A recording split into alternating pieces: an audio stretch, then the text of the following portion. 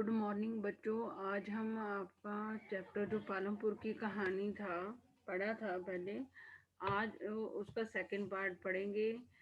हमने पढ़ा था कि उत्पादन के जो वो हैं अलग अलग उत्पादन करने के लिए जो अलग अलग हमें संसाधन चाहिए, जैसे भूमि चाहिए और प्राकृतिक संसाधन, जल, वन और खनिज पदार्थ चाहिए, श्रम चाहिए, दिमागी काम करने वाला, शारीरिक काम करने वाला, भौतिक पूंजी चाहिए जो स्थायी होती है, औजार, मशीनें और भवन चाहिए, और कच्चा माल और वो चाहिए, मुद्रा चाहिए, कैश चाहिए हमें जो कार्यशील पूंजी होता है। और इन सभी भूमि, श्रम, प्राकृतिक संसाधनों और भौतिक क्रियाशील और स्थायी पूंजी को इकट्ठा करके एक जगह उत्पादन कार्य को चलाने वाला एक व्यक्ति चाहिए जो इतनी हिम्मत कर सके कि इनको इकट्ठा करके मतलब इस बात की चिंता करते हुए कि लॉस होगा जब प्रॉफिट होगा,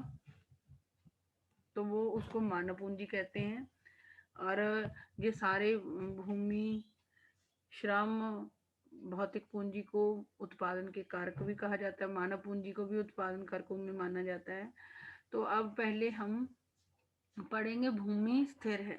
आपको भी पता है पूरे विश्व के अंदर, जहाँ इस पृथ्वी के अंदर जो भूमि है वो कम चाहे हो जाए, उसको बढ़ाया नहीं जा सकता। भूमि ऐसा संसाधन है जो स्थिर है और जिसको बढ़ाया नहीं जा सकता।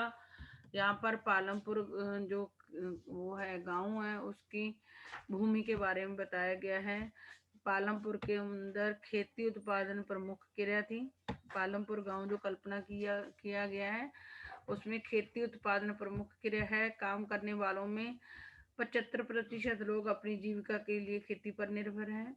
यानी कि हमारे भारत के गांव में भी ऐसा होता है जो पालमपुर में होता है कि 75% लोग अपनी जिंदगी जीने के लिए या अपनी फैमिली चलाने के लिए, जीविका कमाने के लिए खेती करते हैं।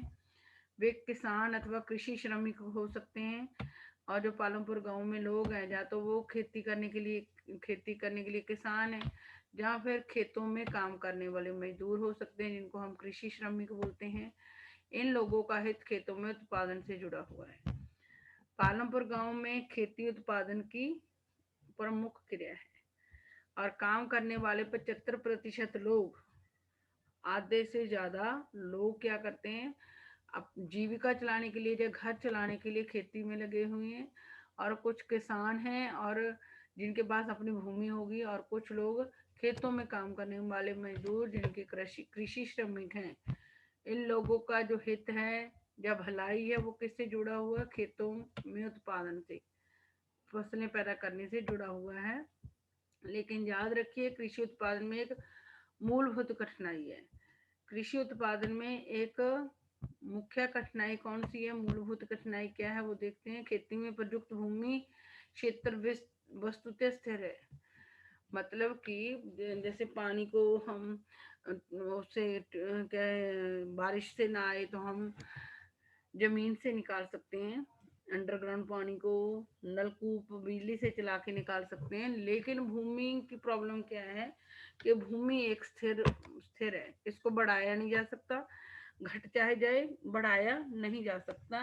भूमि है जो एक स्थिर संसाधन है। ये आप लोगों को समझ आ गई होगी कि भूमि बढ़ नहीं सकती। चाहे पॉपुलेशन कितनी बढ़ जाए, भूमि उतनी ही रहेगी जितनी शुरू में थी इस दुनिया बनने की। तो खेतों में प्रयुक्त भूमि क्षेत्र यानी कि जितनी भी भूमि है वो स्थिर है, उसको बढ़ाया नहीं जा सकता। पालमपुर में वर्ष 1960 में आज तक जुताई के अंतर्गत भूमि क्षेत्र में कोई विस्तार नहीं हुआ।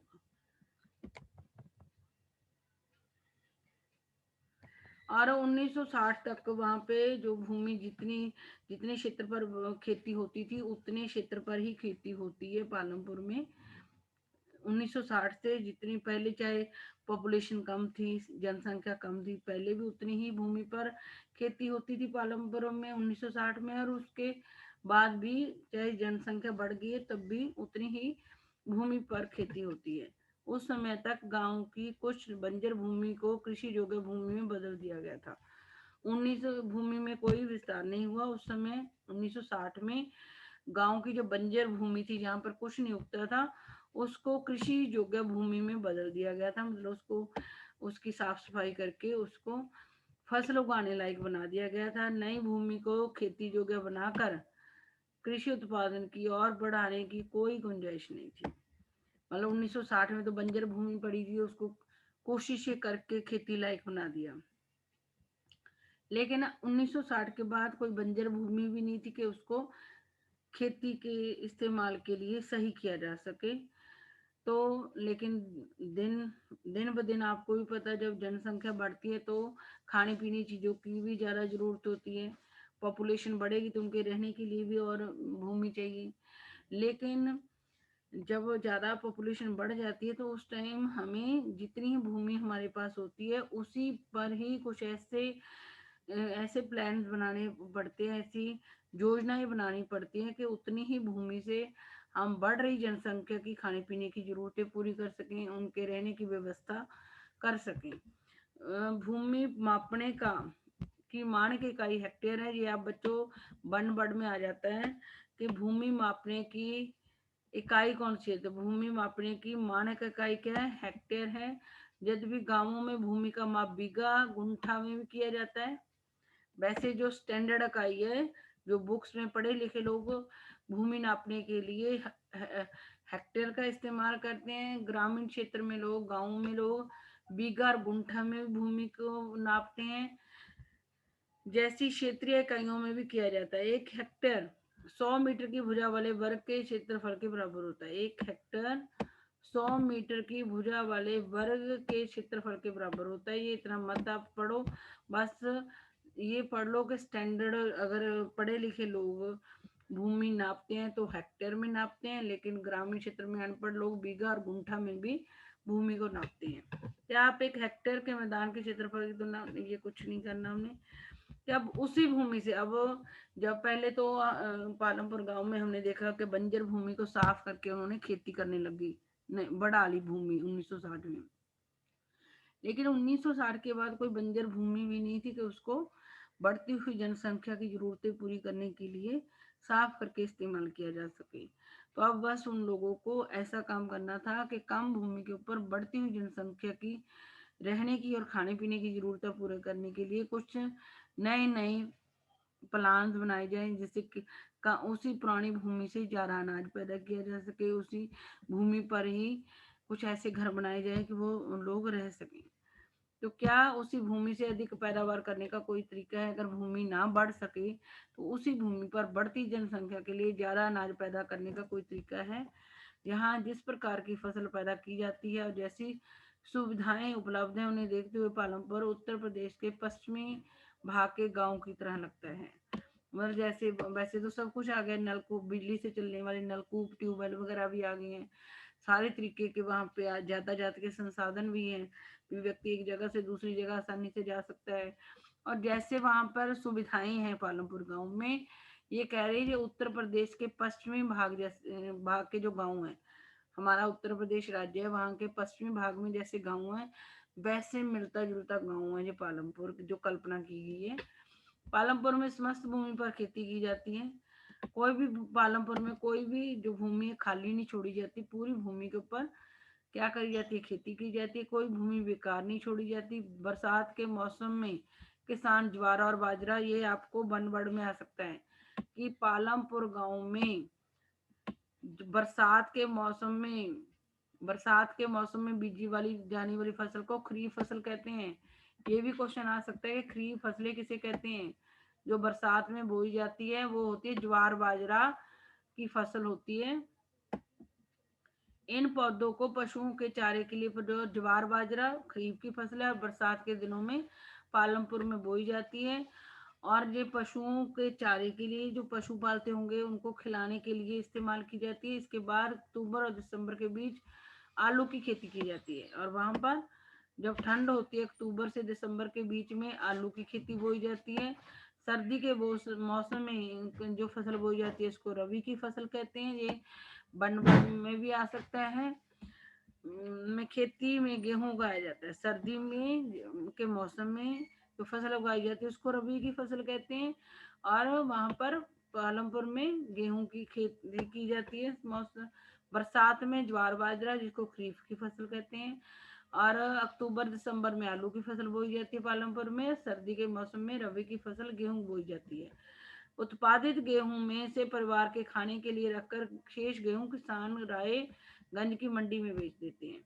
और जितनी लोग वहां पर गेहूं किसान पालमपुर में उगाते हैं, अपने परिवार के खाने के लिए रखकर बाकी जो गेहूं बचती है वो वहां के किसान रायगंज की मंडी, जो 3 किलोमीटर दूर है वहां से, पालमपुर से, वहां बेच देते हैं। भूमि के एक भाग में गन्ने की खेती की जाती है। वहां पर पालमपुर में गन्ने की खेती भी की जाए, जिसकी वर्ष में एक बार कटाई होती है, क्योंकि गन्ना पूरा साल ले लेता है उगने के लिए। तो ये आपको पता है, वहां पर कुछ भूमि पर गन्ने की खेती की जाती है। गन्ने की खेती वहां पर वर्ष वर्ष में एक बार कटाई होती है। गन्ना अपने कच्चे रूप में या गुड़ के रूप में शाहपुर के व्यापारियों में बेचा जाता है। मतलब जो गेहूं तो रायगंज की मंडी में बेची जाती है, जो गन्ना वहां बोया जाता है वो कच्चे माल के रूप में, गुड़ कच्चे माल के रूप में या तो शाहपुर में बेच दिया जाता है, या फिर गन्ने का गुड़ बना के शाहपुर में बेच देते हैं। गेहूं जो अनाज होता है वो लोग अपनी घर में खाने जितनी उन्होंने खानी होती है गेहूं उतनी रखकर बाकी रायगंज की मंडी में बेचते हैं। कुछ जगह भूमि पर गन्ना बोया जाता है, उस गन्ने को या तो कच्चे रूप में उसका जूस निकाल के पीते हैं लोग, या फिर गुड़ बनता है उसको गन्ने के रूप में, कच्चे रूप में और गुड़ के रूप में वो फिर शाहपुर की मंडी में बेच देते हैं। और तीनों फसलें आपने याद करनी कि बरसात में बोई जाने वाली फसल खरीफ होती है, वो ज्वार बाजरा, जो वो अपने पशुओं को खिलाने के लिए उगाते हैं। अक्टूबर दिसंबर में वहाँ आलू बोए जाते हैं, और रबी सर्दी के मौसम में वो क्या बोलते हैं, गेहूं, जो गेहूं होती है, जो अपने घर की जरूरत की गेहूं रख के वो रायगंज की मंडी में बेच देते हैं। कुछ भूमि पर वहां गन्ना उगाते हैं, या तो कच्चा गन्ना और गुड़ बनाकर वो शाहपुर के व्यापारियों को बेच देते हैं। पालमपुर में एक वर्ष में किसान 3 अलग अलग फसलें इसलिए पैदा करते हैं क्योंकि वहां सिंचाई की सुविकसित व्यवस्था है। पालमपुर में लोग एक वर्ष में 3 फसलें उगाते हैं। अगर ये क्वेश्चन आए कि पालमपुर के लोग साल में 3 बार फसलें क्यों उगाते, तो आप लोग कहोगे कि वहां पर सिंचाई की अच्छी व्यवस्था है, जहाँ सुविकसित व्यवस्था है, जहाँ अच्छी व्यवस्था है। यानी कि वहां पर बरसात ना आए तो लोग ट्यूबवेल के द्वारा भी खेतों को पानी दे सकते हैं। पालमपुर में बिजली जल्दी ही आ गई है। उसका मुख्य प्रभाव यह पड़ रहा है कि सिंचाई की पद्धति बदल गई है। मतलब वहां पर वैसे तो लोग बरसात पर निर्भर थे, लेकिन वहां बिजली जल्दी आ जाने के कारण लोग सिंचाई करने के लिए बिजली से चलने वाले नलकूपों का सहारा भी ले रहे हैं। तब तक किसान कुओं से रहट द्वारा पानी निकालकर छोटे छोटे खेतों की सिंचाई किएगा। इससे पहले जब वहां पर बिजली नहीं थी तो लोग कुओं से, जहाँ बरसात पर निर्भर होते थे, जहाँ कुओं से पानी निकालकर छोटे छोटे खेतों की सिंचाई किया करते थे। ये सारी बातें आपको पता होनी चाहिए। वहाँ के लोग 3 फसलें बोते हैं, इसलिए बोते हैं क्योंकि वहाँ सिंचाई की अच्छी व्यवस्था है। कैसे अच्छी व्यवस्था है? क्योंकि वहाँ बिजली जल्दी पहुंच गई है, जिसके कारण लोग बिजली से चलने वाले नलकूपों से अपने खेतों को सींच लेते हैं। लेकिन जब वह तक वहाँ बिजली नहीं थी, उससे पहले लोग कुएं से पानी निकाल कर अपने छोटे छोटे खेतों को पानी दिया करते थे, सिंचा करते थे। लोगों ने देखा कि बिजली से चलने वाले नलकूपों से ज्यादा प्रभावकारी ढंग से अधिक क्षेत्र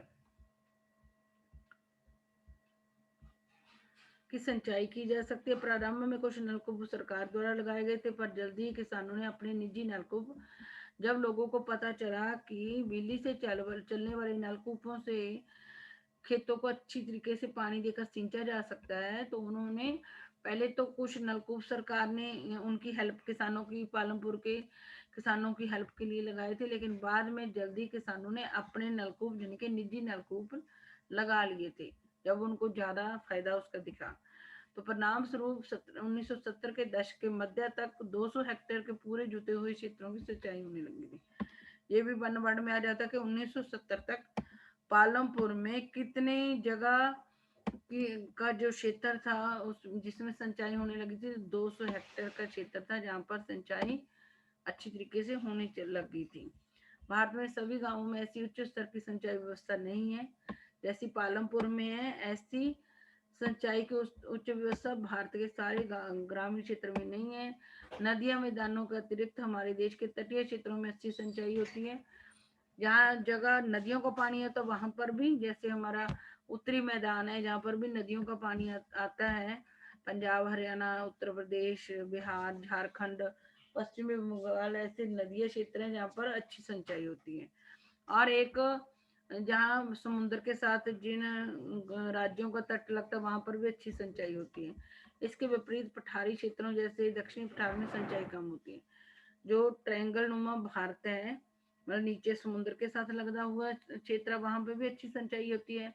जिस जगह दिल्ली, पंजाब, हरियाणा में हम रह रहे हैं वहां पे भी अच्छी सिंचाई होती है। लेकिन वो जो बीच का भारत है, पठारी भारत है, वहां पर अच्छी सिंचाई नहीं होती। भारत में, देश में आज भी कुल कृषि क्षेत्र में 40% से अधिक कम क्षेत्र में सिंचाई होती है। भारत के जो खेती होती है जितने क्षेत्र में, उसमें से 40% एरिया ऐसा है जहाँ पर सिंचाई अच्छी तरीके से होती है। 6 क्षेत्रों में खेती मुख्यतः वर्षा पर निर्भर है। जितने भारत में भूमि पर खेती की जाती है उसमें से 40% ही भूमि पर अच्छी सिंचाई की व्यवस्था है, बाकी में वर्षा पर निर्भर रहते हैं लोग।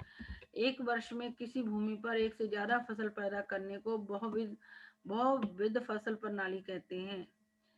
जैसे पालमपुर में 3 फसलें उगाई जाती हैं। भूमि पर अगर किसी भूमि पर एक से ज्यादा फसलें उगाई जाती हैं तो ये आपको जार करना ये भी आ जाता है कि बहुविध फसल प्रणाली क्या है। इसको बहुविध फसल प्रणाली कहते हैं। जब एक वर्ष में 12 महीनों में किसी भूमि पर एक से ज्यादा फसलें उगाई जाती है तो उसको क्या कहते हैं, बहुविध फसल प्रणाली। ये भूमि के किसी एक टुकड़े में उपज बढ़ाने की सबसे सामान्य प्रणाली है। मतलब अगर हम भूमि को नहीं बढ़ा सकते तो हम उसी भूमि पर एक से ज्यादा फसल उगाकर भी उपज बढ़ा सकते हैं। ये भूमि के किसी एक टुकड़े में उपज बढ़ाने की सबसे सामान्य प्रणाली है। पालमपुर में ये आ सकता है बहुविध प्रणाली क्या है और इसके क्या फायदे हैं कि हमें खेती भूमि बढ़ाए बिना हम उसी भूमि के पुराने टुकड़े पर ही बहुविध फसल प्रणाली द्वारा ज्यादा उत्पादन कर सकते हैं। पालमपुर में सभी किसान कम से कम 2 फसलें पैदा करते हैं। पालमपुर में वैसे तो 3 बताइए, तो कुछ किसान ऐसे भी हैं जो कम से कम, मतलब 2 फसलें, तो सारे किसान ऐसे हैं जो कम से कम 2 नहीं तो 3 फसलें भी वहां पर उगाते हैं। कई किसान पिछले 15-20 वर्षों से तीसरी फसल के रूप में आलू पैदा कर रहे हैं। कुछ किसान तो 2 फसलें उगा रहे हैं और कुछ किसान 15-20 साल से आलू की फसल तीसरी, उसके देखो ये होगी खरीफ की फसल, ये होगी गेहूं की फसल, होगी रबी की फसल, ये होगी गन्ना, वैसे कुछ एरिया में उगाया जाता है, और आलू, ये 4 फसलें वहां उगाई जाती हैं। पहले बरसात के मौसम में बाजरा, ज्वार, फिर आलू उगा दिए जाते अक्टूबर दिसंबर में। पहले नंबर पे ज्वार बाजरा बरसात के दिनों में, और जब सर्दी पड़ती है अक्टूबर नवंबर में, नवंबर 2 पे आलू, और 3 पे ये खरीफ की फसल है। इसको जायद फसल भी कहते हैं। इसको जायद फसल आपको 10th में आएगी, लेकिन अभी तो इसमें नहीं बताया हुआ। ये जायद फसल है, फसल लगा देना साथ में, ये जायद फसल है। और ये खरीफ है, जो बरसात में उगाई जाती है, वो खरीफ फसल होती है। फसल लगा लेना आप, बीच में पीछे नहीं लिखूंगी। ये गेहूं की जो सर्दी में बोई जाती है और गर्मी में काटी जाती है अप्रैल मई में, इसको रबी की फसल कहते हैं। 10 लाख हेक्टेयर की इकाइयों में भारत में कृषि क्षेत्र को दिखाया गया सारणी के। ये आगे पढ़ते हैं, ये ज्यादा इम्पोर्टेंट नहीं है। मौसम में पैदा की गई फसल के रूप में मापा जाए 1960 है। अब यहाँ से इम्पोर्टेंट, 1960 के दशक के मध्य तक खेती में ये आपके लिए इम्पोर्टेंट है। पारंपरिक खेती और अब मॉडर्न खेती, दोनों के पॉइंट आपने याद करने, और उसमें डिफरेंस भी ये आ जाता है पेपर में। 1960 के दशक के मध्य तक खेती में पारंपरिक बीजों का प्रयोग किया जाता था। 1960 के दशक के मध्य तक खेती में पारंपरिक बीजों का प्रयोग किया जाता है, यानी कि पुराने बीजों का प्रयोग किया जाता है, जिनकी उपज अपेक्षाकृत, मतलब पुराने बीजों से जो उत्पादन होता था वो कम होता था, जिनकी उपज अपेक्षाकृत कम होती थी। परंपरागत बीजों को कम सिंचाई की आवश्यकता होती थी। जो पुराने बीज होते थे उनको पानी की भी कम जरूरत होती थी। किसान उर्वरकों के रूप में गाय के गोबर या दूसरी प्राकृतिक खाद का प्रयोग करते थे। मतलब तक 1960 के मध्य तक लोग क्या करते थे, पुराने बीजों का इस्तेमाल करते थे। पुराने बीजों के लिए कम पानी की जरूरत होती थी। और किसान आजकल जैसे केमिकल वगैरह डालते हैं, वो उर्वरक क्या डालते थे, गाय का गोबर। खेतों में फसल उगाने के लिए खाद के रूप में गाय का गोबर दूसरी प्राकृतिक खाद डालते थे। और ये सब किसानों के पास तत्काल ही उपलब्ध थे, उन्हें उनको खरीदना, मतलब जो भी पुराने समय में वो कुछ किसान करते थे वो सब उनके पास उपलब्ध होता था, कुछ खरीदना नहीं पड़ता था। मतलब पुराने समय में जो जैसे खेती की जाती थी उसमें खर्चा कम आता था। पुराने बीज होते थे, पानी की भी कम उनको जरूरत होती थी, और जो खाद उसमें डलती थी खेतों में वो भी गाय का गोबर और प्राकृतिक खाद होती थी। और उसके ऊपर उनको पैसा खर्च 5 पॉइंट बना लेने हैं अपनी इसकी। तो 1960 के दशक के अंत में हरित क्रांति ने भारतीय किसानों को अधिक उपज वाले बीजों के द्वारा, लेकिन 1960 के द्वारा नई नई तकनीकें शुरू कर दी थी। हरित क्रांति मतलब जितनी भूमि थी उसी भूमि से ज्यादा उपज के लिए हरित क्रांति शुरू की गई थी। 1960 के दशक में हरित क्रांति कार्यक्रम शुरू किया गया था, ने भारतीय किसानों को अधिक उपज वाले बीजों के द्वारा गेहूं और चावल की खेती करने के लिए के तरीके सिखाए। मतलब हमारी सरकार हरी क्रांति का एक कार्यक्रम लाई, जिसके द्वारा किसानों को अधिक उपज वाले बीजों, जिनको के HYV कहते हैं, हाई जिल्ड सीड्स कहते हैं, लेके आई। मतलब 1960 तक तो पुराने बीज होते थे जिनमें पानी की भी कम जरूरत होती थी, और गाय का गोबर और प्राकृतिक खाद उर्वरक के रूप में डाली जाती थी, और पैसे नहीं खर्च करने पड़ते थे। लेकिन 1960 में उसी भूमि से ज्यादा उपज पैदा करने के लिए लोगों ने सरकार हरी क्रांति प्रोग्राम लेके, जिसके अंतर्गत उन्होंने क्या करवाया, अधिक उपज वाले बीज HYV बीज लोगों को बोने के लिए कहा खेतों में। और वो बीज कर अधिक उपज वाले बीज जो HYV का कहलवाते थे, वो बीज का गेहूं और चावल की खेती करने के नए तरीके हरित क्रांति द्वारा लोगों को सिखाए गए। परंपरागत बीजों की तुलना में HYV बीजों से एक पौधे से ज्यादा, जो पुराने बीज थे उनके मुकाबले जो HYV बीज थे वो एक पौधे से ज्यादा ज्यादा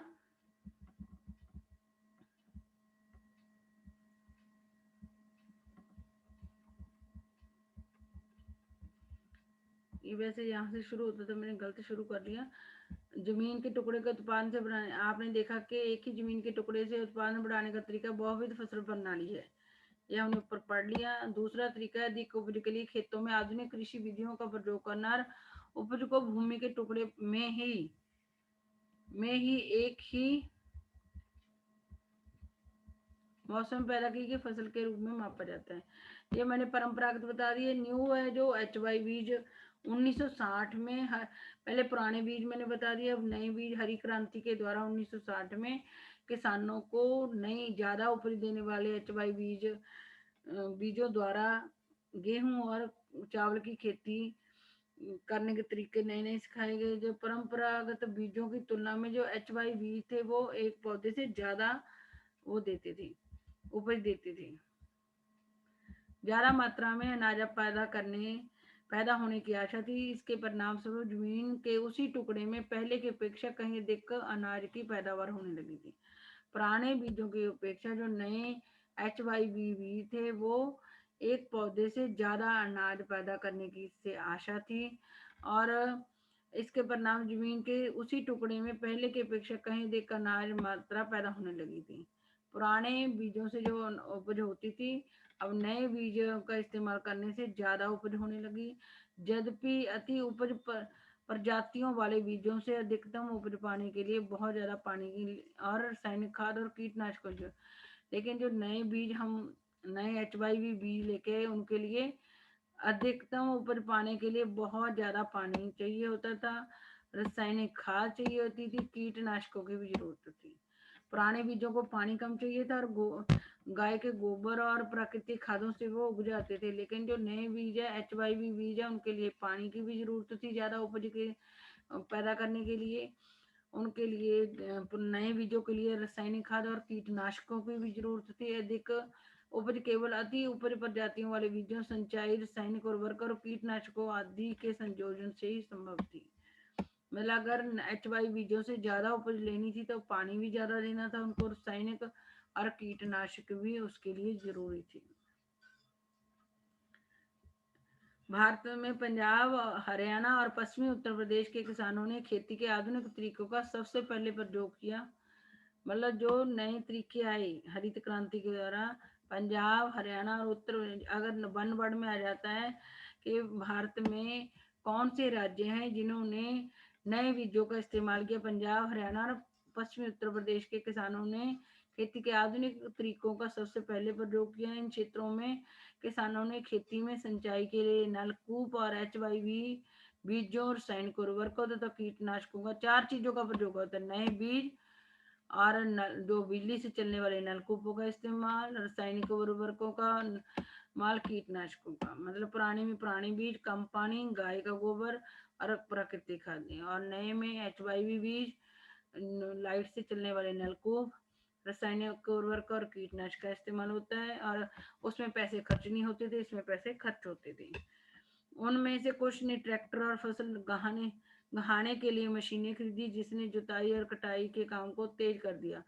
मतलब नए तरीके में कीटनाशक, रासायनिक उर्वरक, HY बीज, नलकूप, आगे लाइट से चलने वाले ज्यादा पानी, और फसल को, जो फसल उग जाती थी उसको उसकी कटाई के लिए और उसकी जुताई के लिए और फसल से अनाज निकालने के लिए मशीनें खरीदी।